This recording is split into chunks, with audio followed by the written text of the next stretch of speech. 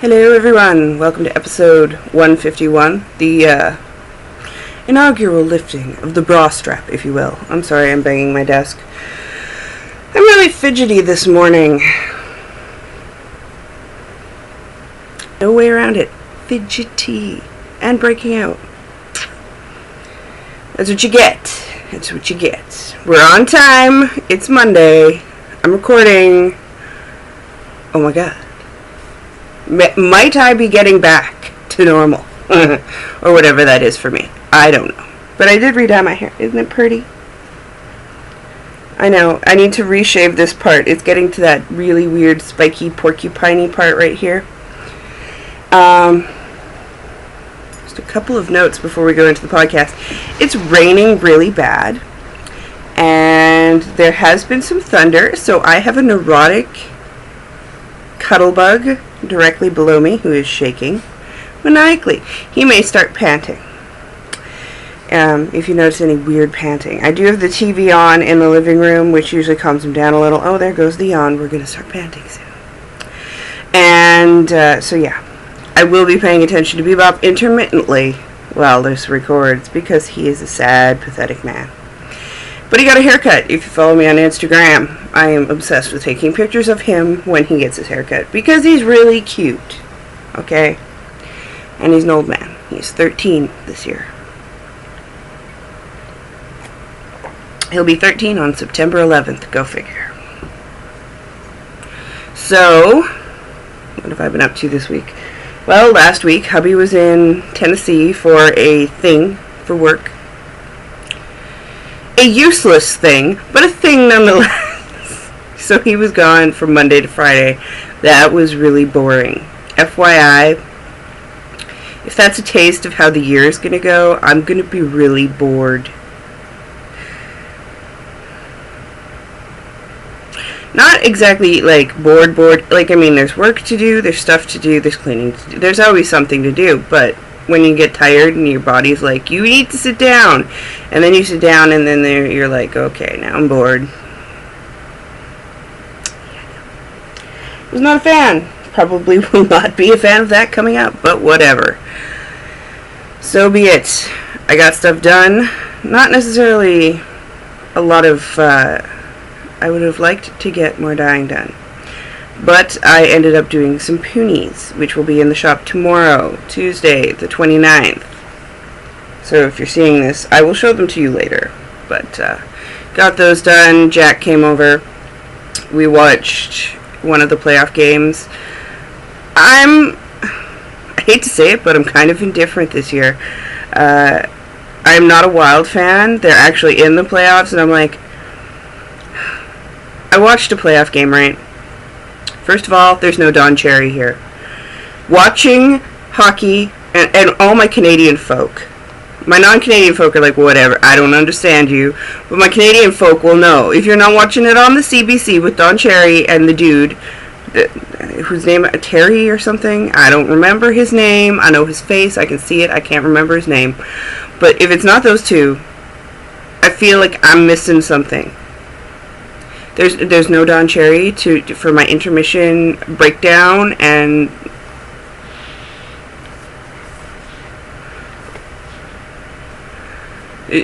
of course the sports announcers are different here, so that's also different. And I decided, because I was going to dye and I didn't want to mess up my kitchen by cooking, I would go out and grab something at intermission. Here's the difference between Canada and the United States when it comes to hockey. If you've ever wondered, like, the difference, I have figured it out now. Because I am in Minnesota. I am in Bloomington, which is, like, right next to Minneapolis, St. Paul. Like, seriously, there's, like, you cross a railroad track and you're there. There's no delineation. And so, it was, like, intermission. 20 minutes to get, like, 2 or 3 blocks to, like, drive through somewhere. Fair enough. I might miss the first 5 minutes. Like, this is going to be calamity, you know. I should be fine because hockey is on. It's the Wild, and they're playing at home. If I lived in Vancouver, it was a Stanley Cup playoff game, and the Nucks were playing at home, and there wasn't a blackout, there would be tumbleweeds in the streets. There would be no way you could physically get, like, hung up anywhere. It took me, like, over a half hour to get to and from, because people were still out and about. They were doing their thing. It was like home time / we were going out for supper time, so of course there's traffic. And I'm like, how is there traffic? There is an NHL playoff game, your home team is playing, and y'all are still out there running around? What's wrong with you people? I'm horrified, because the Canadian in me is like, no, this doesn't happen. Your team gets in the... Christ, when the Flames, when they were up, like, against Tampa Bay for the playoffs, like, the final two were the Flames and the Lightning. When that went down, I was living in Saskatoon, and there were police checks after the game. You could go anywhere during the game because there was nobody out, but then we went to get Diet Coke after the game because we ran out of Diet Coke. And seriously, there were police checks because that's how many, like, people were coming from the bars and from their homes and from other people's homes where the playoff game parties were held. But you could have gone anywhere during the game. No one would. But afterwards, like, there was police everywhere because, you know, we lost it. I was actually quite glad because I was rooting for the Lightning at the time. But, needless to say, the fact that there was not, that there were so many people out and about, and that there was not, like, this hardcore, we are all outside the stadium rooting for you, or we are all glued to our televisions making sure we are rooting for you, that totally miffed me. Totally miffed me. Even in Saskatchewan, we'll like, detract ourselves for Flame games. I'm not sure if that's changed since I left, because now the Jets are back, but I knew there was a few renegade Oilers fans. Still, for the most part, everyone was doing the Flames thing. Needless to say, hockey in the United States very different from hockey in Canada. There is no hockey night in Canada in the States. I feel like I should, like, stream it somehow, because I need my Don Cherry. I need his stupid jackets, man. It's enough ranting about that. However, shall we get into knitting? Because you really didn't come here to hear me rant about the playoffs and the lack of support. I can only imagine what it's like in California. They have 3 teams. They've got the Ducks, the Sharks, and the Kings, all in California, which never gets snow. I'm sorry, I'm miffed by the Florida Panthers. Like, seriously? You have a hockey team? And the fact that there are so many in California kind of what? In my brain. But I get it. Like, I mean, they've got the population. However, no snow. Like, what? You're importing them from Canada. You've got to be. It's all Canada and Russia. That's it. Now, knitting. I do have a finished object. Start off with a finished object you haven't seen before, because I literally, like, cast it on during the week. And it's not a big one. But I knit the Grey Gardens, which is a, let's call it a head wrap, shall we? Basically, it's a turban. It's a cute turban. There, haha, there we go. Pardon the bad hair while I put this on and make myself look all sexified. No. There is no easy way to put this thing on.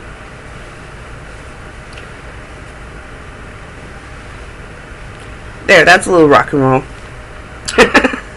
Way the hell up. It actually works really nicely when you have, like, a ponytail going on, but right now I'm just like,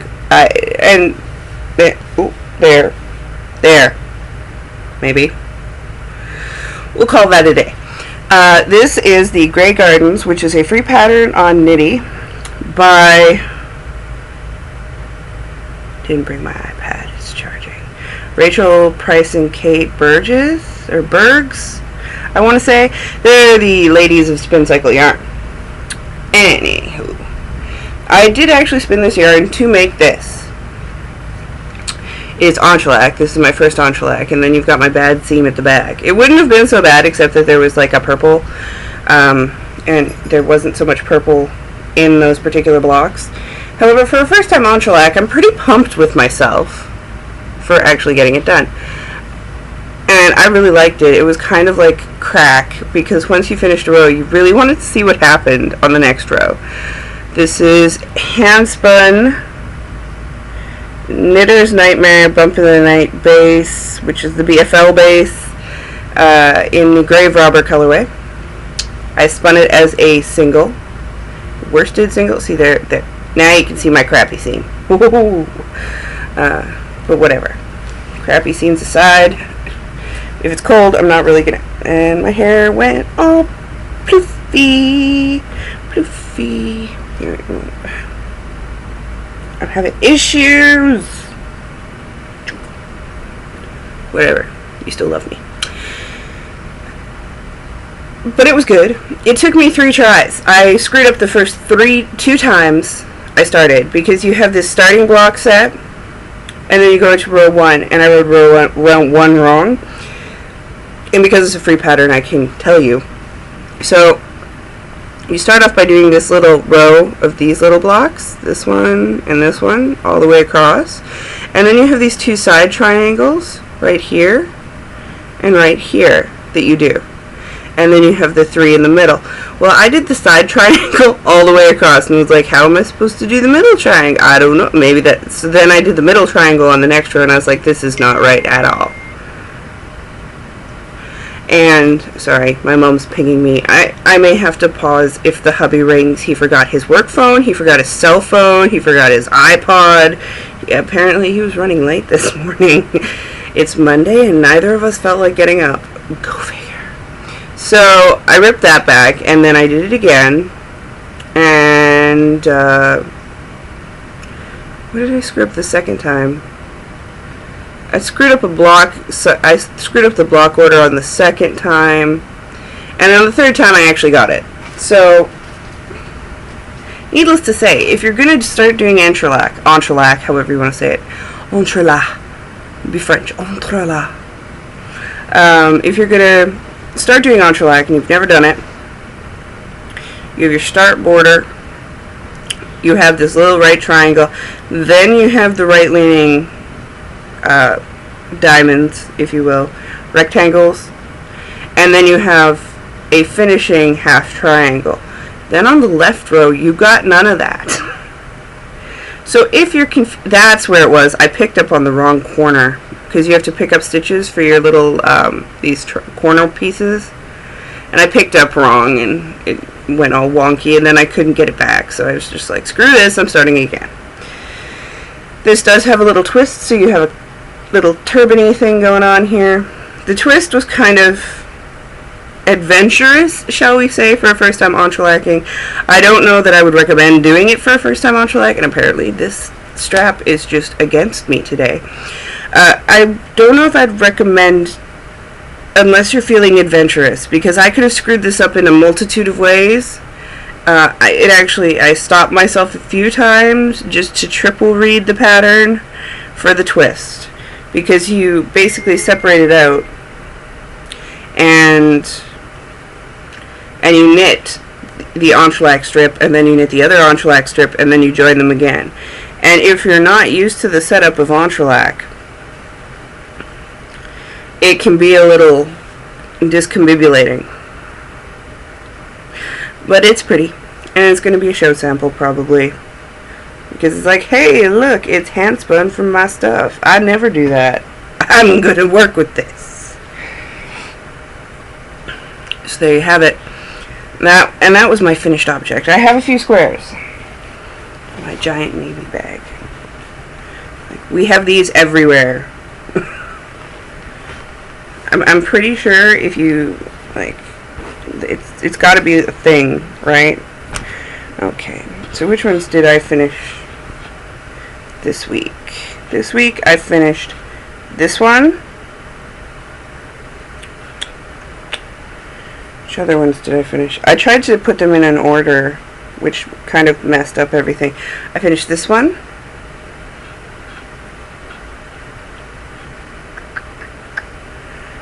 And I finished this one. So here's a couple of the non-sewn together ones. And I wrote this down, so that's probably a good thing. So I only finished 3 this week, but, and it could, like, I mean, if I really went to town on them, I'd be done. But Stash Dash was announced, and I didn't do Stash Dash last year. I made a really piss poor effort year before. This year, I think I can do it. I think I can do it because this blanket, I can just, like, you know what I'm going to do? I'm going to get it all done. I'm going to knit 2 of the borders on, or 3 of the border sides on. I'm going to leave that last border until the day of, like, Stash Dash starts, and then I'm going to finish it, because that's going to put me over. Well, it's going to give me a good start, because at this point, I calculated I have knit 5 or 6 skeins of yarn, of sock yarn. So that's 400 yards, roughly, a skein. So 4 times 6, 1,600. Either way, that's a friggin' lot of yarn. I gotta do the math on it, and that's gonna hurt my brain, but I will do the math. So I'm gonna do Stash Dash, because I can finish that, like, right on that mark there, when it starts, I believe, May 23rd. And Stash Dash, if you don't know what it is a 5K race that's done by the Knit Girls during Laura's off time, because she's a teacher, so it runs from the end of May till the beginning of August. I'm pretty sure I can do this. I'm pretty sure I can actually do this and accomplish this with not too much stress. So basically, I'm going to throw it in my to-do, mostly because I have this blanket. Seriously, I don't know that I'd do it otherwise, but because I have this blanket, I can make it. I can make it. Let's see. My work's in progress. Well, of course, I'm still working on squares. I think I'm down to 23. I think. I'm not sure. I would have to recount, and I'm not going to do that while I'm recording. But I'm almost down to, like, I'm around the 20 mark, which is nice. Really, just Jack gave me a giant bag of ends. I've almost knit all of my mother-in-law's scraps. And I was getting glow, and then Jack brought the giant bag over, and it was huge, and so now my little bucket is actually full again and overfloweth, but I think 20 scraps later is going to be really minute again. Either way, I've got another scrap blanket going on, so I'm not too worried about where the scraps are going to end up, because I will work on that blanket once I'm done this one. It just so happens that I need to finish this one. So the squares, and the other thing I've been working on, of course, is the clincher, which I talked about last week. I can't remember who it's by. If you watched last week, you'll know. If you don't, just Google it on Ravelry. Search it on Ravelry. It's not my pattern page yet, because I've got things I've knit that aren't in there. I've gotten lazy about my Ravelry page. So here is how far it's gotten. I am over 50 stitches here. Because it's a pay-for pattern, I'm not really going to go into it. There is a little texture. It's a knit and purl, which I like about it. But it works with the really heavily colored yarn. This is Space Oddity. Here, I'll show you the back side. The back side's the nice side. I used my crappy ball winder for this. And getting the color true on this is insanely hard. It's beautiful. It's so multicolored. I just love it. It's a little David Bowie-ish-ness. At least that's what it could be. 2001: A Space Odyssey, but no, it's Space Oddity. It's not Odyssey. So I think it's a David Bowie reference. I'm going with that. This is by the Cyborg Craft Room. It's the Socolate base.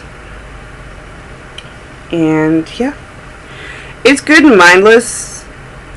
Not too mindless, but it's good and mindless, because primarily I do that when I'm not knitting squares. And I need to get back to finishing my sister-in-law's shawl, poncho, cowl, shallow, if you will, because she wants it, and I said I'd do it, and I just want to get it done and out of my friggin' house. This is really my modus operandi. Also, this week, because I'm going to be teaching a fleece processing class, and I'm going to have some fleece for people to take home with them that's already been processed, so they can get a feel for what they're going for in the end. I decided to process some fleece I have that I've gotten. So I processed some Jacob, because I always have Jacob, because I love Jacob. Jacob is my go-to, because it's a sturdier... I'm playing with it, that's what I'm doing. It's definitely a sturdier fleece. It's not a fine fleece, but it has that softness. Like, I could put it on my face and I'd be fine. It also has a good high yield. It's a breed that's conservation, I believe. I would have to look that up again. It was a while ago. You can't find it mass-produced for the most part. You can get some mass-produced roving, but they tend to blend it all together, and I prefer to just process it myself. It is a really easy to find fleece in terms of purchasing power, and it's usually relatively well priced. So here's the white. Now, Jacobs are a multicolored breed. They have more than one color on them. They can range from whites and tans to grays and blacks. Of course, black is very rarely, unless you're dealing with the Welsh blackface, I believe. It's going to be a dark brown, but they call it black. And that's just how it goes. But here, I'm going to pull this apart so you can see the actual length here. So this is a good staple length. About between 4 and 5 inches. This started off like almost yellowy gray, and as you can see, it has gone to a very soft white. There are a couple of options I have with the white. I may card it, spin it, and then dye it, or I may just, I could dye it in the lock. There's a lot of options for me to do with this. Or I may blend it together with the darker color. So this is the white. Yeah, hold it against me so you can actually see. It is so light and luscious, and it's got a great crimp. I'm not sure if they can kind of see the crimp. It's got a great crimp to it. It's very springy. You want to be able to do that with your fleece and not have it break. That's how you know it's a decent fleece. It's just, yes. I have actually processed and spun an entire sweater from this stuff before, and I may do it again. I'm not gonna lie to you. And here's the natural gray. Little itty bitty piece that got missed. Okay, so this is a natural gray black. It's definitely more of a gray. I do separate out my colors a little bit, but in the long run, the white's going to mix in some spots, and there's no way around it. It does give you a lovely heathered look when you card it or you comb it together. You can see the crimp definition on that is quite nice. And there is a little bit of sun bleaching on the tip. You have to look really carefully to see it. See that little hint of this like light brown right here? It's a little bit of sun bleaching on the tip. And I did flick this out a little bit. I could have been more aggressive flicking it, but when you flick it, usually that stuff will chaff off. When you card it, it'll chaff off. If there's too much of it, then you know it's not the best fleece for you, but otherwise you're pretty good. Overall, this is also like a 3 to 4 inch, 4 to 5 inch. Look at that. It's very airy, it's very light. And it's got a really nice crimp. You can't see the crimp very well on the screen, and you probably wouldn't unless you were in person, but it's, again, very soft. I would knit a shawl or a scarf out of this. I wouldn't have any problem. If you followed the Yarn Harlot for a significant amount of time, at one point she did process, card, and spin a Jacob shawl that she did from one color to the next. So she did the full white, and then she did a little bit of white blended with the gray, and then she did the full gray, and it came out spiffy. If you twist them together, they get that lovely motley look. Anywho, I spent the better portion of an evening processing some fleece. And showing off pictures, of course, on Instagram, because that's what I do. And if that kind of stuff interests you and you're going to SSK, there will be a class on it, which will be awesome. I'm really looking forward to teaching. So, I also... two more things.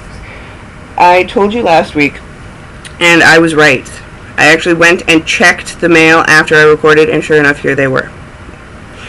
I have the Glitch and Stink Brain by Another Crafty Girl, and they are in strong sock, both of them? Yes, which is an 80/20 superwash merino nylon. And they're gorgeous. I cannot make the colors come out right on this. They are just too yummy. Of course, if you've ever seen Wreck-It Ralph, you know exactly what I'm talking about. I love this, and it goes with my hair now. Which means it probably shouldn't be socks. It should be a shawl. I think. I don't know. I love it. It's smishy. I love Sarah. If you don't have any Another Crafty Girl, what are you doing? Go get some. And this is Stink Brain, which is the one the hubs wanted. He also wants the Fix It Felix colorway, so I'll probably pick that one up too at some point. Looks very Ralphian. Again, the colors are not going to pick up properly right now. They're just so yummy. Yummy. And it looks like it's pink, but it's really not a pink. I know it looks like it's a pink. It's not a pink. I'd call it a purpley orange, red. I don't know. I suppose maybe it is a pink, but it's a manly pink. I love it. So that'll probably be socks for him, because he usually wears socks. And a new to me dyer that I got some yarn from to try out is the Republic of Wool, who's on Etsy. This is the Slumber Party colorway in the 75/25 superwash merino nylon, which is not, again, not one of my most favorite bases, but I will work with it, and it does work. It's just, I found with the clincher that using the Hias I have instead of anything else makes it so much better and easier. So maybe it's just me and needles. Maybe I just need to use the Hias. And Dawn's nodding her head. Knit and Wolf is out there going, I told you. I told you. She's getting her groove on because she's told us, and I am converting. But it is very bright and gorgeous and unexplainably awesome. It's just, I cannot explain the awesomeness. And it is a variegates, and it is very much not my usual colors, but I'm thinking this needs to be socks. I'm not sure what kind of socks, but I'm thinking it needs to be socks. I totally just kicked the dog by accident. I didn't actually kick him, it was more of a tap, but he is fine. Lastly, I promised you I'd show you the poonies that are going up tomorrow. So I will give you a brief overview of the 3 colors that will be going up. And these are like ultra luxurious poonies. There's this one. I'll try and bring it close to you. Which has Camel Yak, Merino, Angelina, and Black Diamond, which is a carbonized bamboo. They will be in 2-ounce bumps like such, and I am actually going to wrap them up even better so that they look all cute and stuff. There will be this guy. See if I can bring that close. I actually had to use 2 tags because one tag would not fit all the way around them without compressing them annoyingly. This one is called Witchy, and it has Camel Yak, Merino, Polworth, Angelina, and Black Diamond. And lastly, and everyone thought I said dark blue penis. I put it up on Instagram. I said, dark blue poonies. And everyone read penis. And I laughed because that's usually what I think when I see the word poonie. And this one, this is actually dark blue. Kind of matches my hair. See? Kind of matches. It is Camel Yak, Superfine Merino, and Angelina. And again, 2 ounces. Those will be going up in the shop tomorrow. There are multiples of each colorway. It just so happens that I only did 3 colorways because I was on a groove. And it's my first time doing poonies. If you like the poonies, if the poonies sell well, I will do more poonies. If not, poonies will be a limited edition thing. Although I think I might do up some for SSK. I don't know. I make none. However, there should be an update of stripes, a substantial update of stripes next week,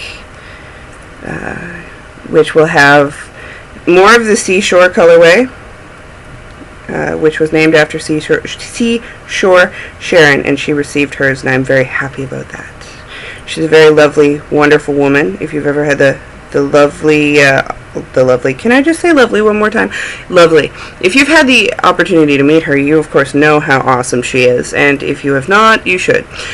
But she deserved her own colorway, because she is just the most caring, giving, wonderful woman, and I was just, I wanted to do something really nice for her, so I made a colorway, I named it after her, and I gave her one. But it will be in the shop probably next week, as well as Gothic Rainbow, which is all the colors of the rainbow except yellow and added black. It is what the goths would consider a rainbow, which is a 6-stripe. That's never been in the shop. It hasn't. It was at Knitter's Palette, and it was really popular there. But I haven't put it in the shop yet. So there you have it. There will also be some ones that are shawl length. It's a new base I've brought in. It's a shawl length, so you can knit a shawl out of it. And they will have 4 colors, and it will change in like in a gradient. It'll gradate to 4 different colors. So that'll be coming in hopefully next week. And that's basically my plan. I'm knitting and spinning. I'm always knitting and spinning, but I'll be dyeing and warping this week, mostly, when I'm not knitting and spinning. This is what happens when I record early and my coffee has not taken hold yet. I don't know that I have anything else really to share with you.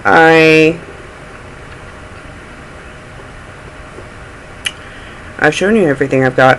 So that's everything for this week. I hope you are having a great week. I hope there's not a lot of rain in your area. If you're in the south in the tornado area, please be careful. And I will see everybody next week. Until then, bye-bye.